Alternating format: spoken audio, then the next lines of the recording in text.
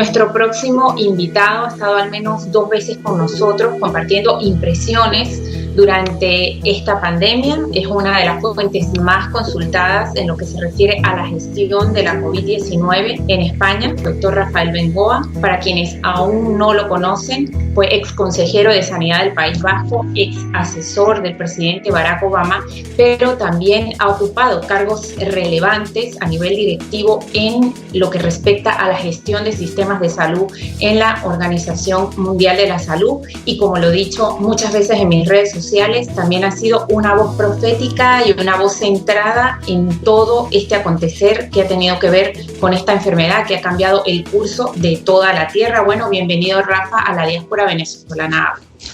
Muy bien, encantado de estar con vosotros. Tienes que añadir que yo nací en Venezuela también.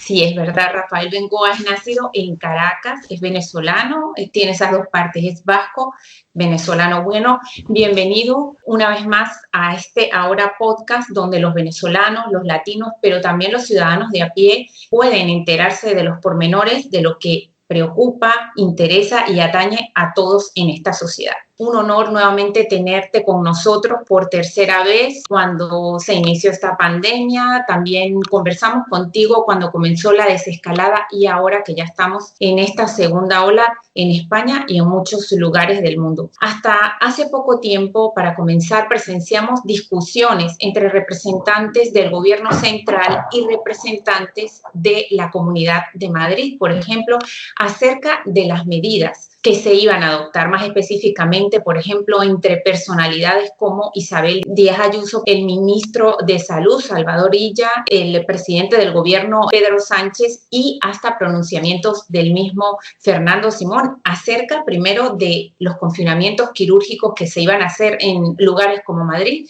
y luego la posibilidad de cerrar Madrid a cal y canto. ¿Quién dice la verdad en todo esto y quién tiene la razón? Sí, bueno, la intervención del gobierno sobre una región, que es lo que ocurrió la semana pasada, se debía a que ese gobierno regional no estaba actuando con suficiente fuerza contra el virus y que estaba claramente predominando, que lo han hecho otros países, pero predominando los intereses económicos sobre la salud de la población. Y entonces los que estamos en esto, y vosotros los medios, y gracias Ana por invitarme de nuevo, sabemos que aquellos países que han actuado muy fuerte, y no demasiado tiempo, pero de una forma muy fuerte, con confinamientos, incluso toques de queda, en Australia, en Nueva Zelanda, en partes de Europa, han conseguido controlar la epidemia mucho mejor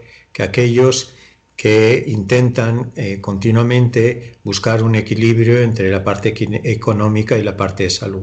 Llevamos meses sugiriendo muchos que el orden de las cosas es no va a haber economía si no controlas la salud, y que con las dos a la vez es muy difícil jugar. Entonces el gobierno central tuvo que intervenir, si uno quiere, una región, y también poner criterios para todo el país, unos criterios además bastante laxos, que no son muy exigentes para el control del virus. De hecho, yo creo que poco a poco van a tener que ser más duros y parecerse cada vez más a otros países europeos.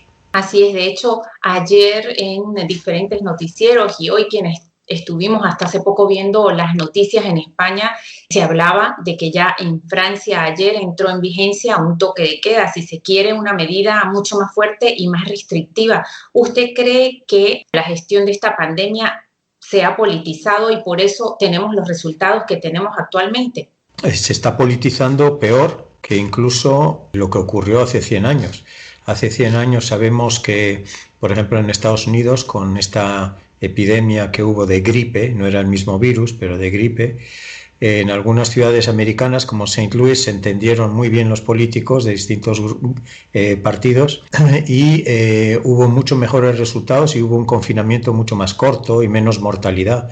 En cambio, en Pittsburgh y en Filadelfia, hace 100 años, no se entendieron, hubo mucha desunión política y hubo mayor mortalidad en esas ciudades. Por lo tanto, la elección estaba ya, digamos, descrita.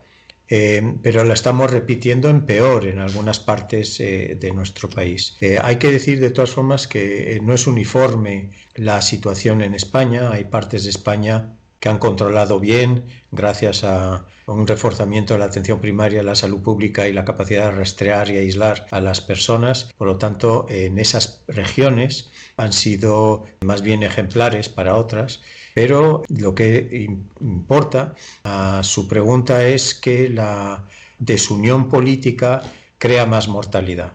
20 científicos, continuando en este ámbito, digamos, de las instituciones y lo que ha rodeado a todo lo que tiene que ver con la COVID, 20 científicos, entre ellos usted, enviaron hace algunos días una publicación a la revista médica británica The Lancet, donde precisamente se pedía una auditoría objetiva, despolitizada, acerca de la situación real de la COVID-19 en España, donde además ustedes hicieron un pliego de recomendaciones como formar un panel de expertos donde no hubiera gente del gobierno, dadas las tensiones actuales que existen, y donde también recomendaban de alguna manera que se adoptaran algunos modelos como por ejemplo el de Victoria en Australia de cara a esta segunda ola, y también se hicieran pruebas. ¿Cuál es el estatus de esa petición que se ha enviado de alguna manera a esta publicación, pero de cara a que el gobierno central la viera? ¿Ha habido interés por esta auditoría? ¿Se ha comenzado a hacer esta auditoría? ¿Cuál es el estatus? El Lancet es la revista internacional en el sector salud más leída del mundo y nos hicieron el favor de aceptar una editorial en la que se proponía al gobierno español y a todos los gobiernos regionales en España hacer más que una auditoría, un análisis de qué es lo que había pasado en esta primera oleada, aunque ahora ya estamos en la segunda, y partiendo del hecho que no parecía que estábamos aprendiendo mucho de la primera oleada.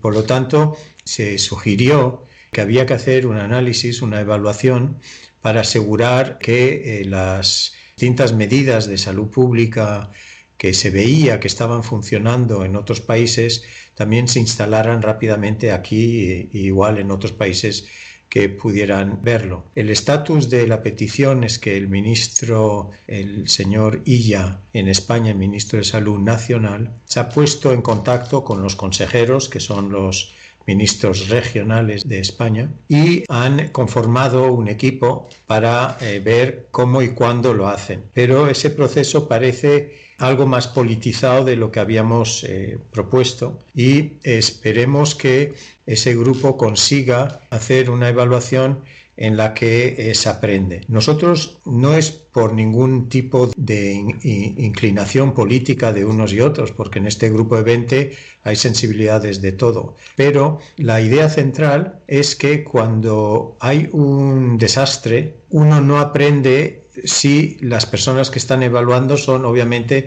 las personas que estaban al mando. La idea, por ejemplo, sería que los pilotos que han estrellado un avión o que han tenido un fallo en el avión fueran aquellos que evaluaran qué es lo que ha pasado. Es evidente que es mejor tener un análisis externo e imparcial para poder aprender. Y la industria de la aviación hace eso muy, muy bien, pero la política en general no le gustan estas evaluaciones externas, les gusta controlar de una forma interna, con pensamiento único, toda la información que pudiera salir.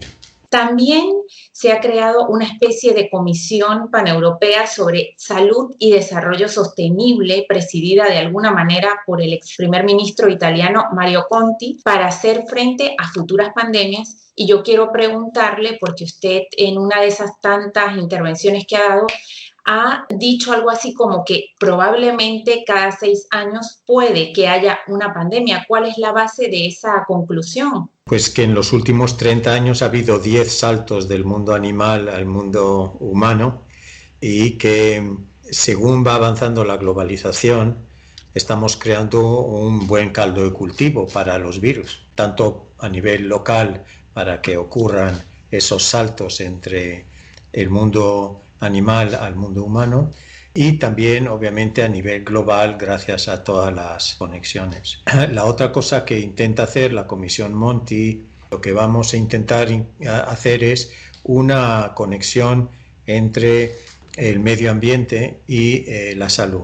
Porque es evidente que en lo que estábamos comentando de que estamos creando condiciones perfectas para que haya más saltos zoonóticos del mundo animal al mundo humano, es porque estamos atentando contra el medio ambiente de una forma muy agresiva y estamos obviamente creando esas condiciones. Por lo tanto, habrá que atacar tanto el tema de medio ambiente como el tema de salud de una forma más combinada que hasta el momento actual.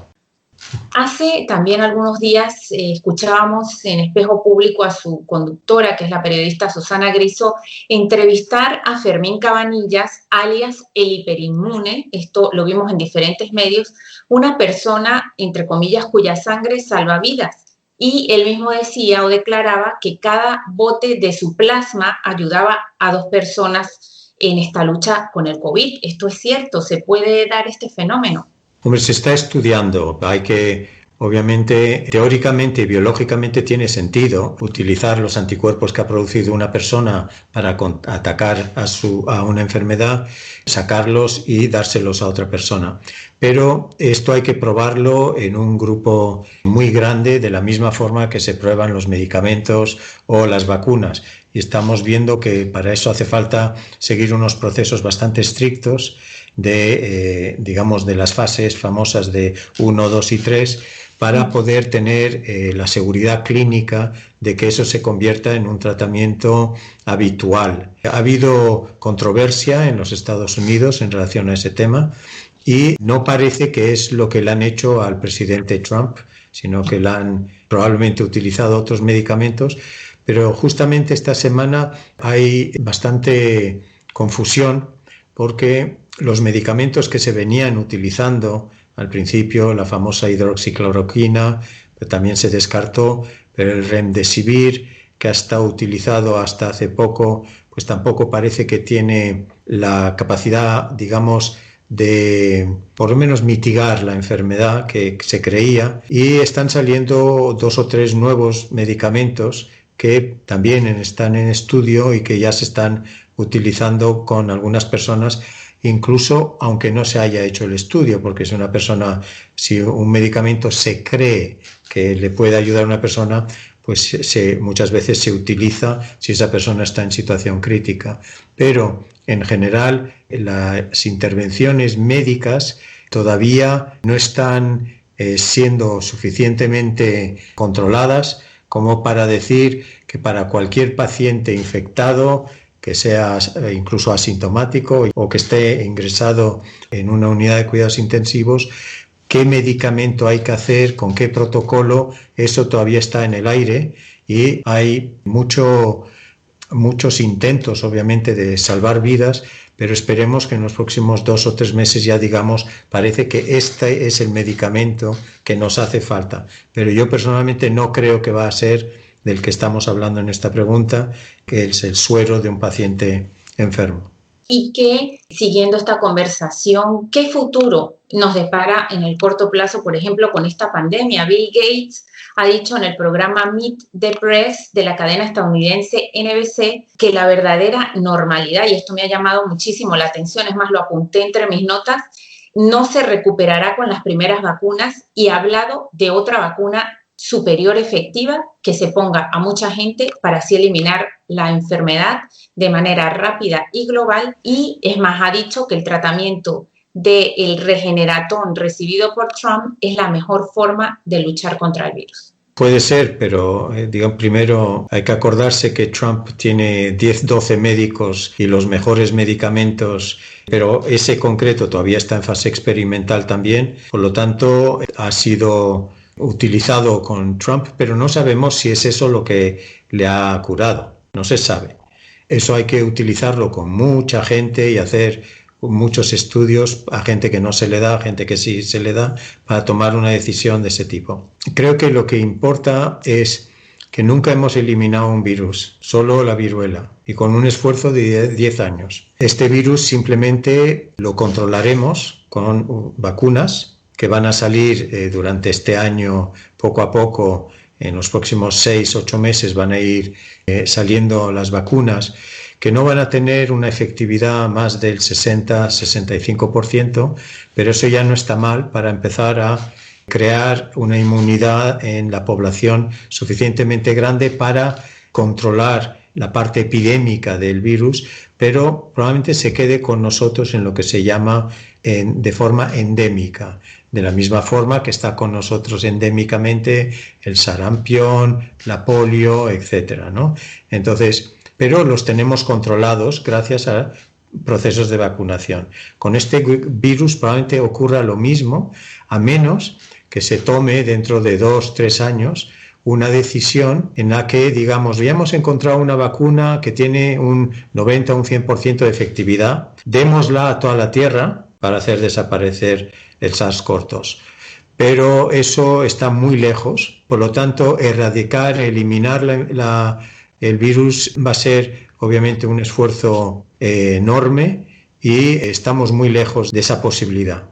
Y dado lo que hemos conversado acerca de que las vacunas también necesitan un tiempo para testarse, para probarse, para medir su efectividad, ¿habrá alguna vacuna, por lo menos para el año entrante, para darles una esperanza a quienes nos van a escuchar y ver en este podcast?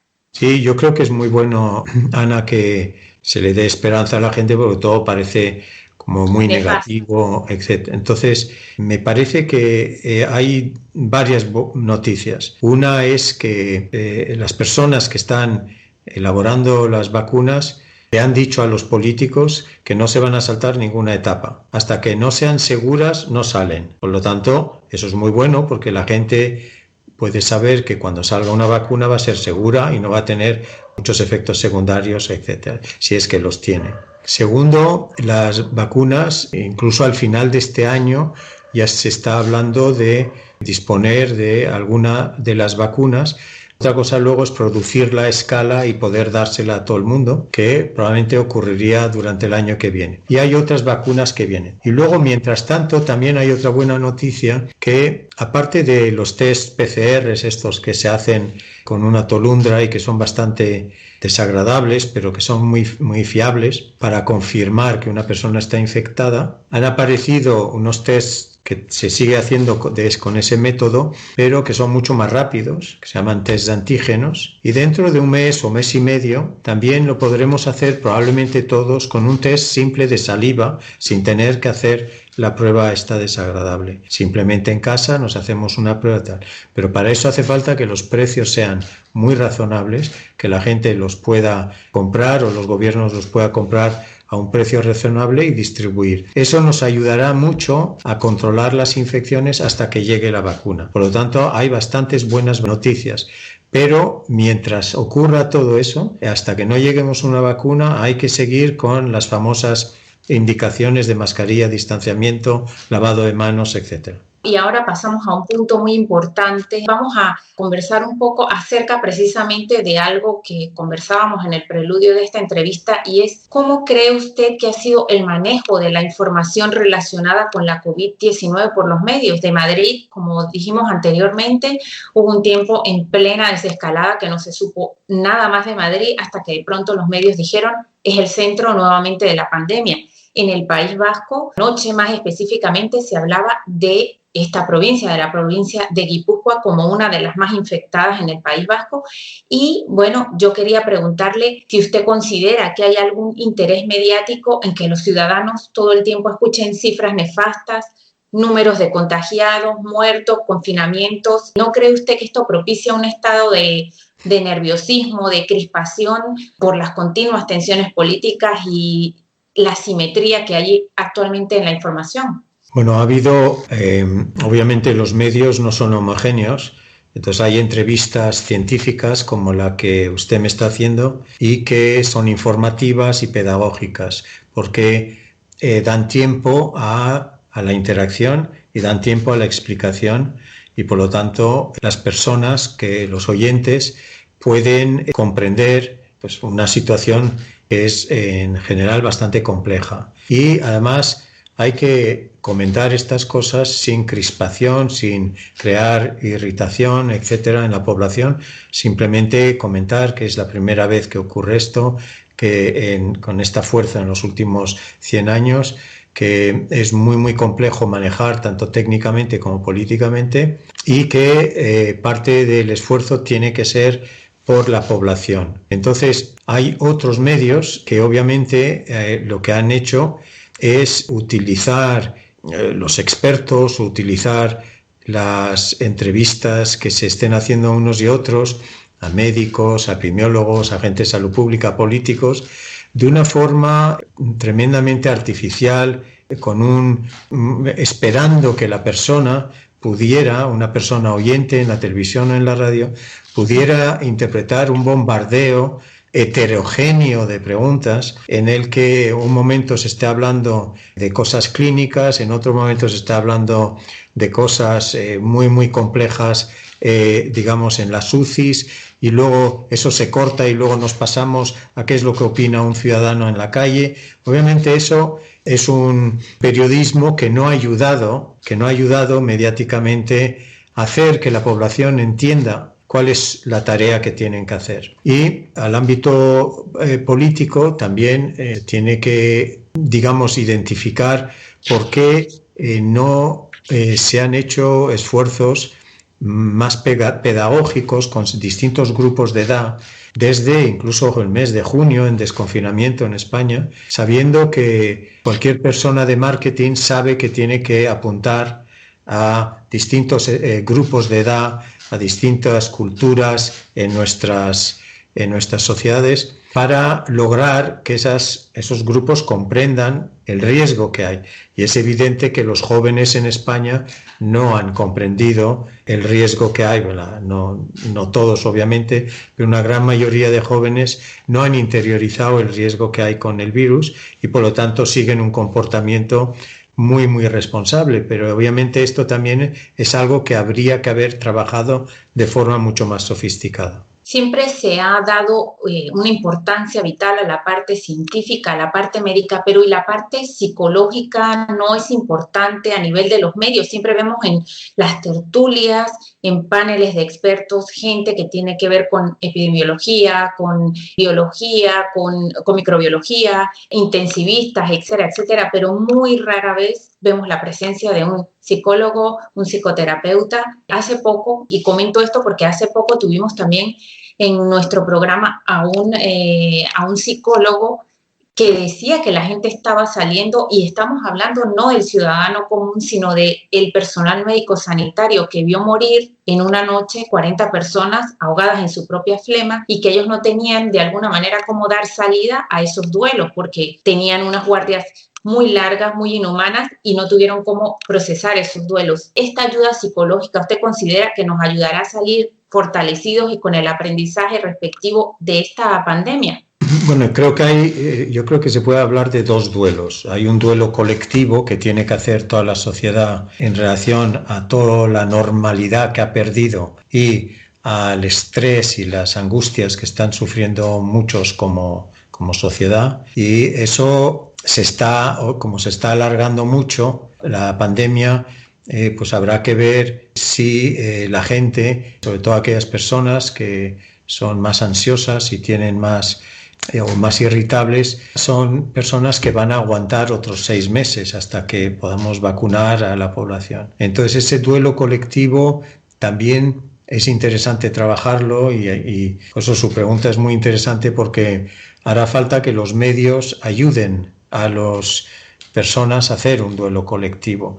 Y obviamente con un bombardeo y una televisión bombardeante de información desconexa, no están ayudando a ese duelo colectivo de la normalidad que tiene que hacer la gente. Luego existen, obviamente, aquellas personas que ya tienen una enfermedad mental. Esas personas, igual que en otras enfermedades, pero se han visto postergadas sus consultas, etcétera, en muchos sitios, y ahora es muy importante asegurar que reciben la medicación y el acceso o de forma virtual o de forma cara a cara, obviamente el acceso a especialistas en psicología y psiquiatría que les estaban tratando y que ahora están intentando recuperar el tema. Y luego existe, eso ya sería, digamos, cómo ayudar a los enfermos de salud mental, que yo creo que tenemos que recuperar lo que se ha perdido. Luego está el duelo ya más individual de aquellas personas, 40, 50.000 personas que se han muerto, que tienen familiares y que no son un número, y que esos familiares, obviamente, muchos no han podido estar cerca de esa persona cuando ha fallecido, y por lo tanto es un duelo más complicado que los duelos que teníamos antes cuando fallecía alguien. Por lo tanto, hay múltiples duelos aquí que hay que ir trabajando, el colectivo y el individual, de una forma más sofisticada de la que estamos haciendo. De las últimas publicaciones que han tenido en The Lancet, hablamos también antes de comenzar esta entrevista de un titular. Comentábamos que en la primera ola fue una tormenta perfecta, lo que hubo en España, pero luego una tormenta de alguna manera hacia el estilo de Gabriel García Márquez, era como la crónica de una muerte anunciada. Y nosotros, como usted bien lo ha dicho, en este programa de radio siempre hemos tenido la intención de conocer, de difundir y de saber, pero también de llevar esperanzas a la gente en medio de tanta noticia nefasta que existe. ¿Qué recomendación le haría, por ejemplo, usted a los medios, al gobierno, y qué mensaje le daría finalmente al ciudadano de a pie, que ha sido uno de los eslabones como más perjudicados en esta pandemia? Yo creo que cuando se describe una tormenta perfecta y se utiliza en la literatura y en muchas cosas la palabra tormenta perfecta, o también otra metáfora que es el cisne negro.